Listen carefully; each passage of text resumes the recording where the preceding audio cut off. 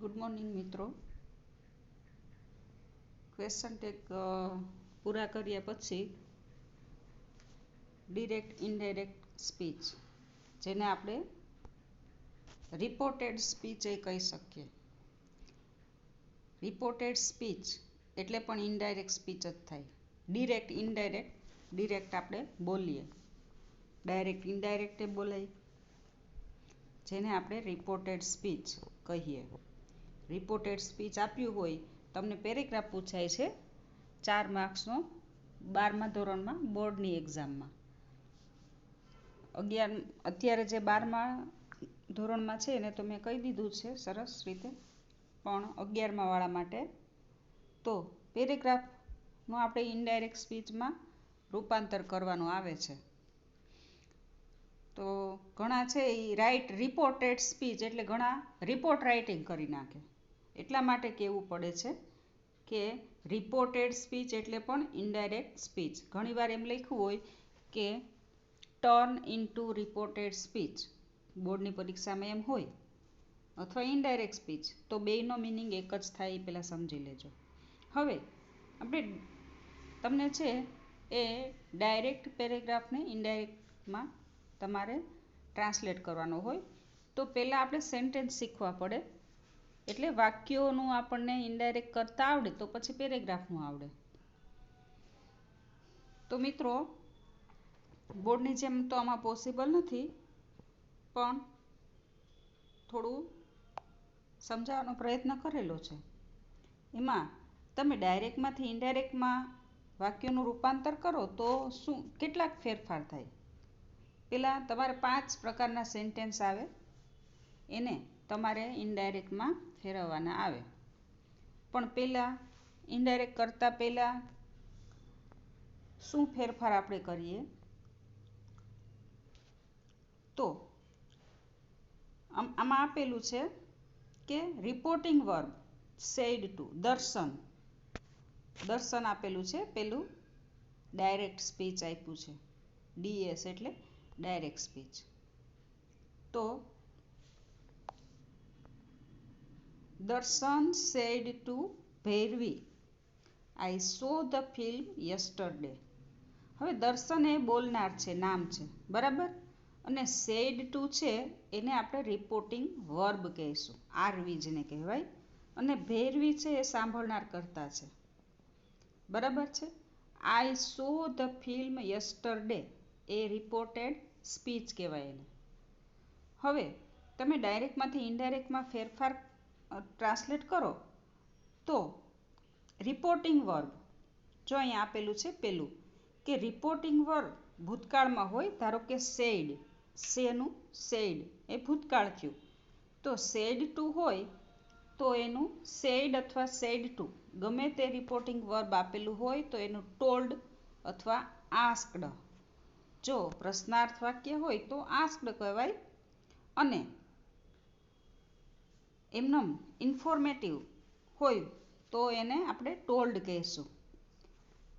પછી બીજું કીધું છે કે વર્તમાન કાળમાં સે અથવા સે ટુ હોય તો એનું આપણે રિપોર્ટિંગ વર્બ શું થાય, ટેલ, બરાબર. સેસ હોય અને સેસ ટુ હોય તો એને આપણે ટેલ્સ કહીશું.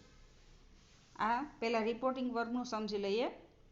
ત્યાર પછી જો ભવિષ્યકાળમાં હોય, બરાબર, વિલ સે, સેલ સે હોય તો એનું એ જ રહેશે, બરાબર. એમાં કાંઈ ફેરફાર થશે નહીં, બરાબર. પછી બીજું છે કે સર્વનામમાં ફેરફાર થાય.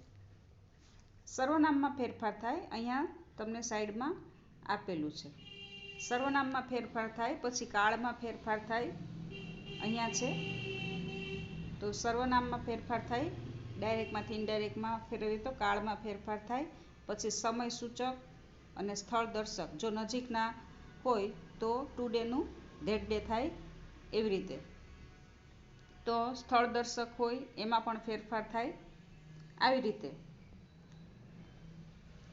તો અહીંયા આપેલું છે સર્વનામમાં ફેરફાર, આઈનું મી થાય, કર્મ માય થાય અને માયને થાય, એ વધારે તમે આપણે પ્રેક્ટિસ કરીએ ત્યારે સમજી જશો. વીનું અસ થાય, અવર થાય અને અવરસય થાય. યુનું યુ, યોર અને યોરસય થાય. આવી રીતે શીનું હર અને હર્ષ થાય.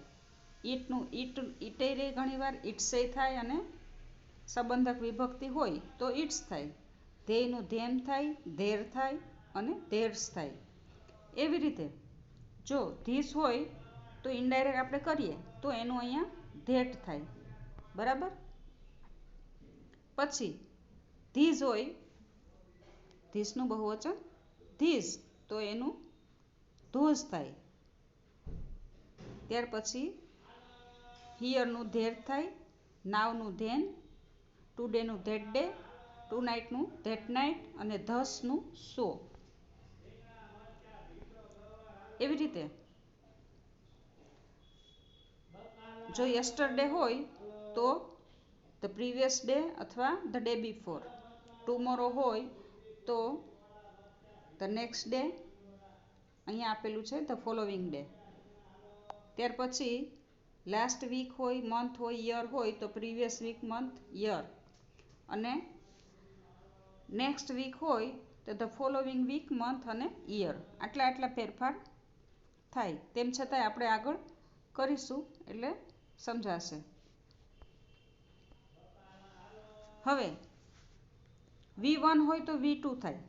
એટલે શું કહીએ કે વર્તમાન કાળ હોય સાદો તો એનો ઇનડાયરેક્ટ કરો તો સાદો ભૂતકાળ થાય. બરાબર છે. ડુ ડઝ હોય તો એનું ડીડ નોટ થાય. ડુ ડઝ નોટ હોય તો એનું ડીડ નોટ થાય. અને એમ ઇઝ આરનું વોઝ વેર થાય. ઇનડાયરેક્ટ કરો ત્યારની વાત છે. પછી V2 હોય, ધારો કે તમને સેન્ટેન્સ છે એ ભૂતકાળમાં આપેલું હોય, સાદા ભૂતકાળમાં, તો એનું પૂર્ણ ભૂતકાળ થાય. અને પૂર્ણ ભૂતકાળ એટલે હેડ પ્લસ V3. બરાબર. ડીડ નોટનું હેડ નોટ થાય. એવી રીતે અહીંયા ભવિષ્યકાળમાં સેલ વિલનું વુડ થાય, કેનનું કુડ થાય, મેનું માઇટ. આ બધા ફેરફારો હું તમને PDF મોકલીશ તો તમે લખી લેજો. બરાબર. વુડનું વુડ જ રહે, કુડનું કુડ, માઇટનું માઇટ જ રહેશે અને મસ્ટનું મસ્ટ જ રહેશે. તો હેવ હેઝનું હેડ થાય મિત્રો, અને હેડનું હેડ જ રહે. તો આટલા બધા આ ફેરફાર છે. અહીંયા આપેલું છે કે જો સેન્ટેન્સ છે એ સાદા વર્તમાન કાળમાં હોય તો એનું ઇનડાયરેક્ટમાં સાદો ભૂતકાળ થશે. પછી ચાલુ વર્તમાન કાળ હોય તો એનું શું થશે? ચાલુ ભૂતકાળ થશે. અને પૂર્ણ વર્તમાન કાળ હોય તો પૂર્ણ ભૂતકાળ થાય. ત્યાર પછી નીચે જો સાદો ભૂતકાળ હોય તો પૂર્ણ ભૂતકાળ, ચાલુ ભૂતકાળ હોય તો ચાલુ પૂર્ણ ભૂતકાળ થશે. અને પૂર્ણ ભૂતકાળ છે એ પૂર્ણ ભૂતકાળ જ રહેશે, એમાં કાંઈ ફેરફાર થશે નહીં. તો આટલે સુધી જો ડાયરેક્ટમાંથી ઇનડાયરેક્ટમાં આપણે ફેરવીએ તો કેટલા જ ફેરફાર થાય એ આપણે જોયું. હવે આપણે એના સેન્ટેન્સ કરશું. તો મિત્રો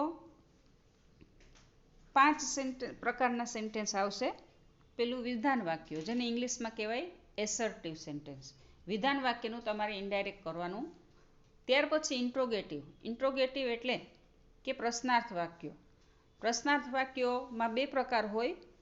એક WH ક્વેશ્ચન અને બીજા નોન WH ક્વેશ્ચન, એટલે યસ નોથી શરૂ જવાબ આવતા ક્વેશ્ચન. ત્યાર પછી આજ્ઞાર્થ વાક્યો એટલે કે ઇમ્પેરેટિવ સેન્ટેન્સ. ત્યાર પછી એક્સક્લેમેટરી સેન્ટેન્સ એટલે કે ઉદ્ગાર વાક્યો. અને બીજા 5મો પ્રકાર છે રજા પરવાનગી દર્શાવતા વાક્યો, જેને આપણે ઓપ્ટેટિવ સેન્ટેન્સ કહીએ છીએ. તો આ 5 પ્રકારનું આપણે ઇનડાયરેક્ટ સ્પીચ કરશું, જે નેક્સ્ટ ક્લાસમાં હું તમને કહીશ.